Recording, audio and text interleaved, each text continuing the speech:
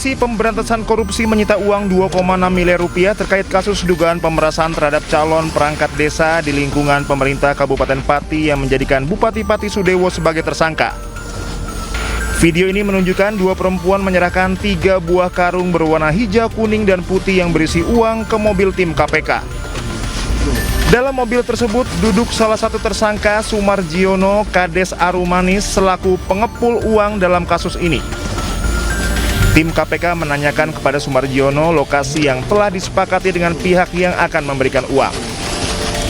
Sumarjiono yang telah ditangkap menyampaikan informasi lokasi, lalu bersama dengan tim KPK, Sumarjiono menerima uang dari 2 orang tersebut.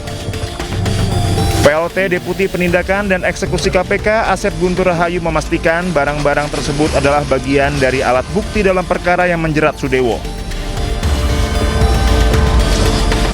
Jadi uang ini kan dikumpulin dari beberapa orang gitu, dimasukin karung. Makanya tadi kan ada karung warna hijau itu, masukin karung, dibawa gitu karungnya gitu, kayak bawa apa ya, beras gitu Pak, ular ya.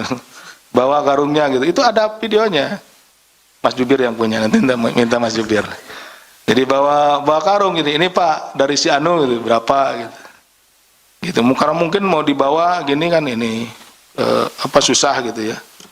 Kan uangnya mungkin di sana itu uangnya itu kan tadi kelihatan ada yang 50 ribuan gitu kan, ada yang berapa gitu, pecahan begitu. Itu tadi kelihatan rapi itu karena di depan rekan-rekan saya sudah di packing ulang jadi ini.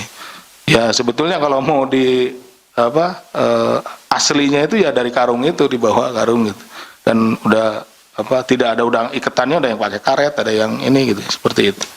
Gitu. Jadi mungkin itu untuk alat untuk membawa saja gitu, membawa uang itu seperti itu, jadi dikarungin. Sebelumnya KPK menyita uang 2,6 miliar rupiah terkait kasus dugaan pemerasan terhadap calon perangkat desa di lingkungan pemerintah Kabupaten Pati. Uang 2,6 miliar rupiah yang disita KPK bersumber dari para tersangka, yaitu Bupati Pati Sudewo bersama 3 orang lainnya, yaitu Kades Karangrowo Abdul Suyono, Kades Arumanis Sumarjiono, dan Kades Sukorukun Karjan. Tim Liputan Anyus melaporkan. Pemirsa, tim penyidik Komisi Pemberantasan Korupsi menggeledah rumah pribadi Wali Kota Madiun Maidi, tersangka kasus korupsi gratifikasi fee proyek dan CSR pada Rabu malam. Dari penggeledahan, KPK menyita sejumlah barang yang disimpan dalam koper.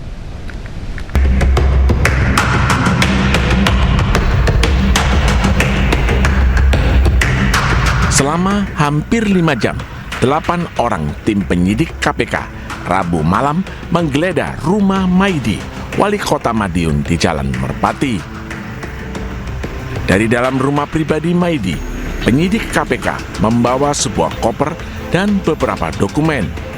Penggeledahan dilakukan diduga untuk mencari sejumlah bukti tambahan terkait kasus korupsi, gratifikasi dana CSR, dan fee proyek pembangunan.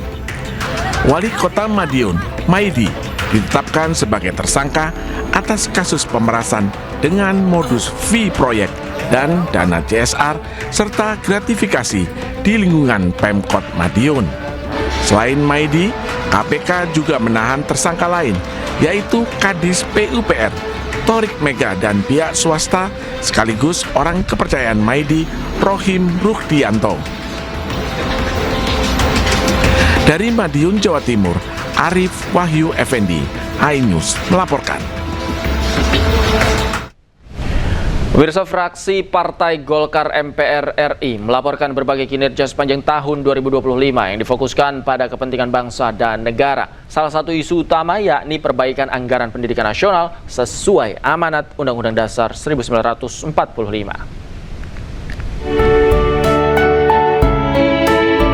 Ketua Fraksi Partai Golkar MPR RI, Melsias Markus Mekeng, menyampaikan selama tahun 2025, fraksi Partai Golkar aktif menggelar berbagai kegiatan yang dinilai memberi manfaat langsung bagi masyarakat. Salah satu fokus utama fraksi Golkar adalah isu pendidikan, khususnya terkait alokasi anggaran pendidikan yang selama ini belum sepenuhnya mencapai 20% dari APBN dan APBD sebagaimana diamanatkan konstitusi. Upaya itu mendapat respon positif dari pemerintah hingga akhirnya berdampak pada perubahan alokasi anggaran pendidikan di tahun 2026. Isu pendidikan, seperti yang kita ketahui bahwa di amanat Undang-Undang Dasar 45, pendidikan seharusnya mendapatkan alokasi anggaran 20% dari APBN dan APBD. Faktanya selama ini yang telah kita ketahui bahwa tidak 20% yang ada di anggaran kita, tetapi lebih banyak kepada yang lain.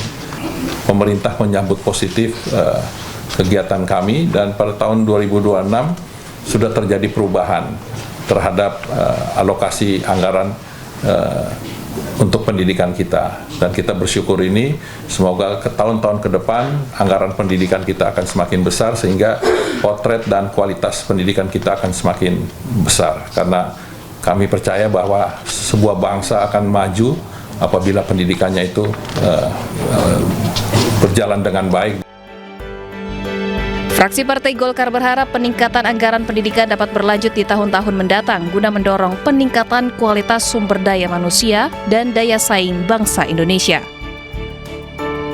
Dari Jakarta, Abdul Aziz Trijulianti, iNews melaporkan. Pemirsa, Wakil Presiden Republik Indonesia Gibran Rakabuming Raka meninjau pelayanan kesehatan di RSUD Dr. Soekarjo, Kota Tasikmalaya, Jawa Barat pada Selasa kemarin.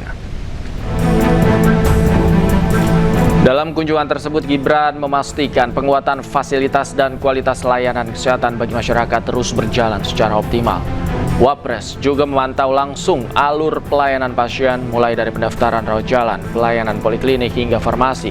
Ia juga melihat sejumlah fasilitas termasuk gedung poliklinik yang masih dalam tahap penyelesaian serta bangunan rawat inap dari sisi luar. Tak hanya itu, Gibran pun berdialog dengan tenaga kesehatan dan menyapa warga yang tengah menjalani pemeriksaan maupun pengobatan.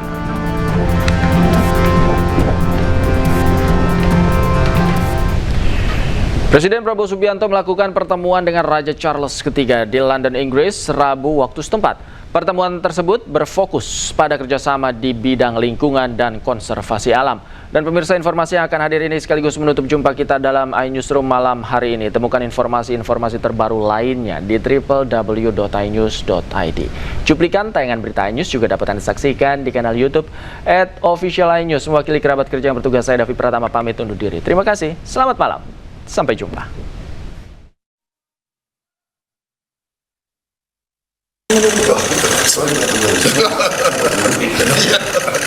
I brought it here.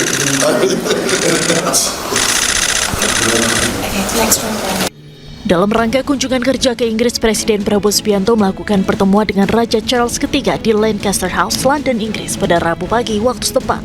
Keduanya bertemu dalam acara pertemuan dengan filantropi lingkungan Indonesia Inggris yang menjadi salah satu agenda lawatan Presiden Prabowo di Inggris. Selanjutnya, Prabowo dan Raja Charles menggelar pertemuan tertutup di Istana St. James, tak jauh dari Lancaster House. Dalam pertemuan tersebut, Presiden Prabowo dan Raja Charles III membahas sejumlah isu lingkungan, termasuk yang berkaitan dengan konservasi gajah. Inggris berkomitmen untuk bekerja sama dalam membantu memperbaiki ekosistem dan pemulihan 57 taman nasional di Indonesia. Intinya adalah ada kerjasama dan komitmen dari Inggris untuk membantu Indonesia dalam memperbaiki ekosistem dan memperindah pemulihan 57 taman nasional di Indonesia. Selepas dari Istana St. James, Presiden Prabowo melanjutkan perjalanan ke bandara untuk terbang menuju Davos, Swiss. Presiden dijadwalkan untuk memberikan pidato khusus dalam World Economic Forum di Davos. Singkat aja ya.